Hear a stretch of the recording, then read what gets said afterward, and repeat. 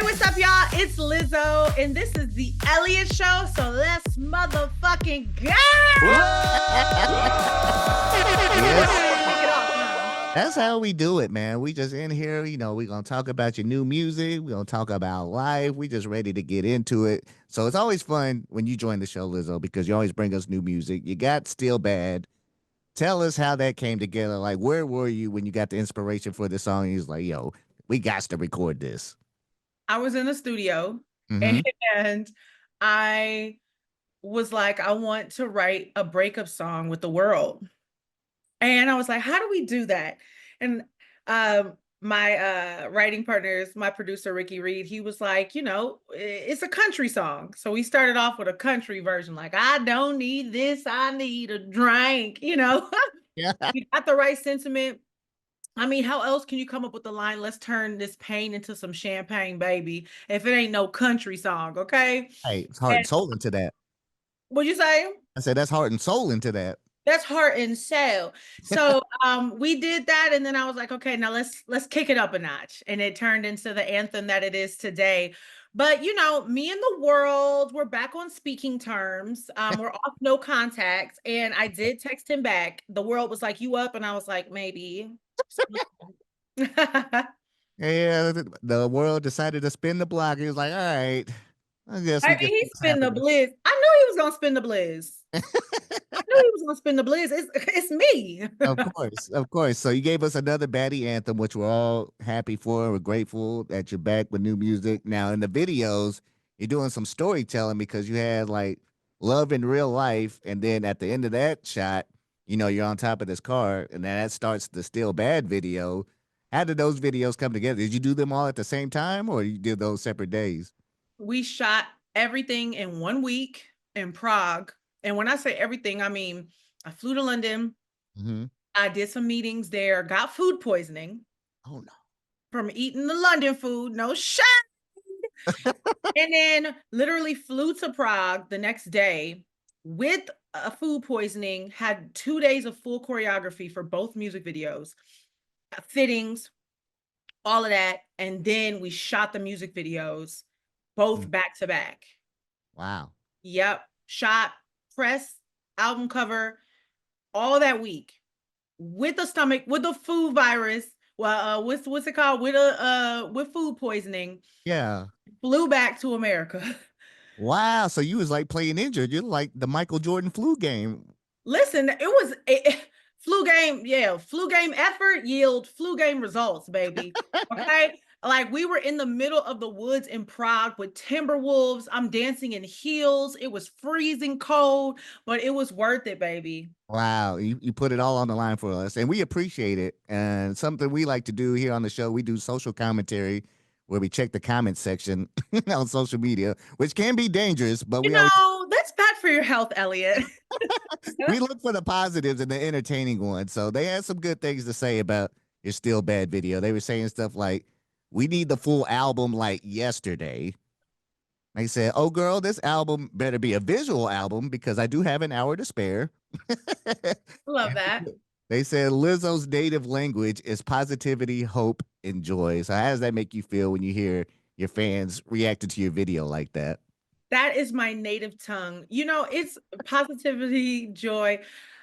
It's really nice to hear the positive things because I'll tell you what, the negative voices are so loud. And sometimes it's not as many, but Hmm. they're so much louder than a million positive voices. And I think that's what this whole album, Love in Real Life, is about. It is about like identifying the real love in the world and ignoring this fake sense of validation that we have learned to accept from the internet, because the internet will chew you up and spit you out, will love you one day and then hate you the next day, make you feel amazing and then make you feel like shit. So it's really nice to hear from my actual fans and not bots. And yeah, it makes me happy. Like I want to do music videos for every song. Like my dream is to do a visual album, but what I'm saying, that take budget, honey. Yeah. That That's takes budget, it expensive. takes time, but if you do it, we'll be here for it. I have the time. Okay. Do we have the budget? Yeah.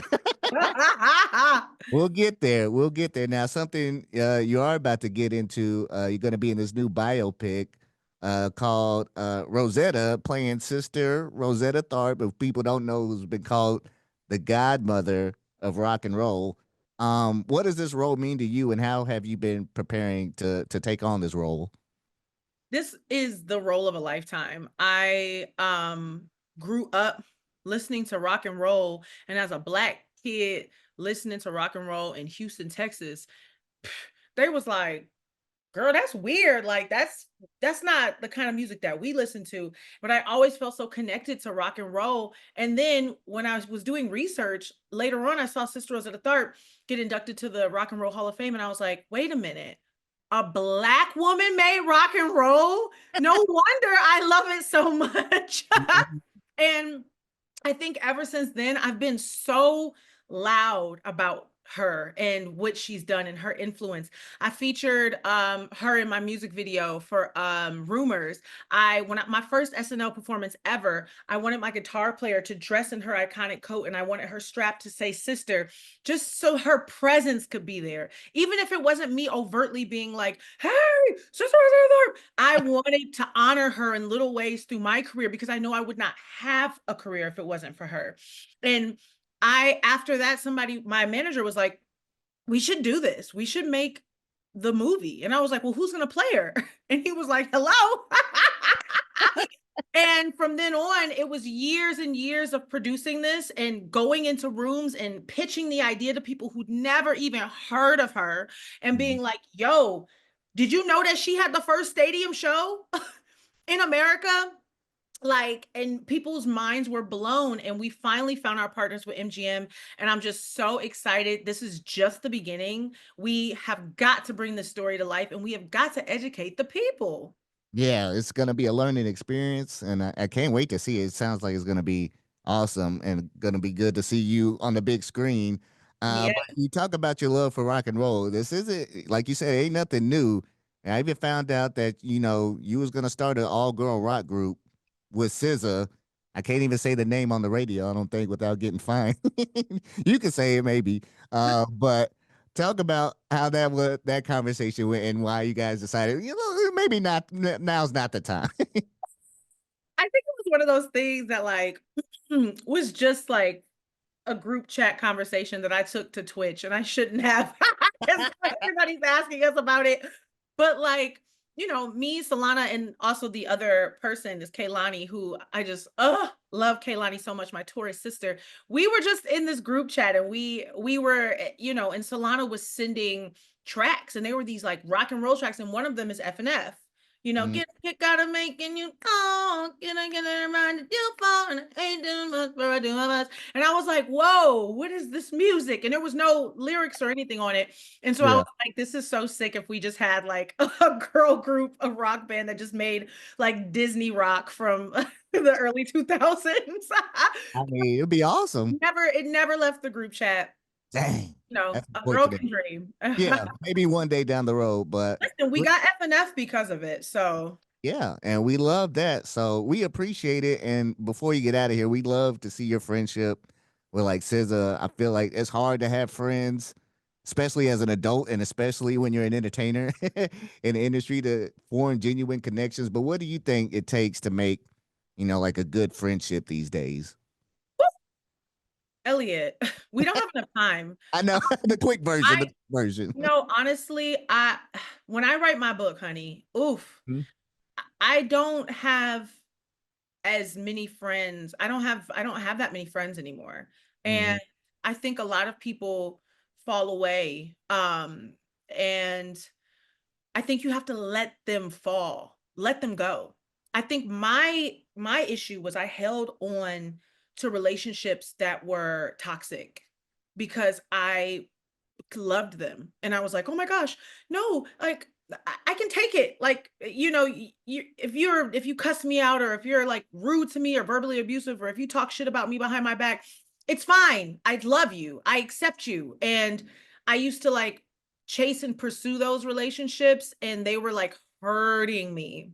Mm. Didn't even realize it, and I didn't realize how much it was until I stopped chasing them, and when they hurt me or left, I just let them go. and I Yeah. feel so much lighter and so much happier. I think don't force it. You will find the right people who you need in your life at the right time. Let them come to you. People who There make you you go. feel safe, people who make you feel supported, and people who make you feel loved. You don't need, I'd rather have no friends and a bunch of wicked friends who don't Yeah, have the best interest in mind. Trust me, I absolutely. both. Thank you so much, Lizzo. You always give us words of wisdom when you stop by the show. We can't wait to see this new album and see everything you're getting into. And we wish you nothing but good luck and all the success. So thank you so much. Bye. Thanks for having me. Thank you. Thanks, everybody.